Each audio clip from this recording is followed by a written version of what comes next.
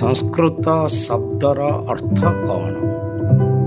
ଏହି ଶବ୍ଦଟି କିପରି ନିଷ୍ପନ୍ନ ହୋଇଛି, ଆଜି ସେ ବିଷୟରେ ଆମେମାନେ ଜାଣିବା। ସଂସ୍କୃତ ଶବ୍ଦର ଆକ୍ଷରିକ ଅର୍ଥ ପକ୍ୱ, ଭୂଷିତ ବା ଅଳଙ୍କୃତ, ଶୋଧିତ, କୃତ, ସଂସ୍କାର ପଦାର୍ଥ ବା ସଂସ୍କାର କରାଯାଇଥିବା ପଦାର୍ଥ ଅଟେ। ବ୍ୟାକରଣ ଲକ୍ଷଣାଧୀନ ସାଧନଯୁକ୍ତ ଶବ୍ଦର ଅନ୍ୟ ନାମ ସଂସ୍କୃତ। ସମ୍ ଉପସର୍ଗ କୃ ଧାତୁରେ ତ ପ୍ରତ୍ୟୟ ହୋଇ ବା ସମ୍ ଯୁକ୍ତ କୃ ଯୁକ୍ତ ତ ସଂସ୍କୃତ ଶବ୍ଦଟି ହୋଇଛି।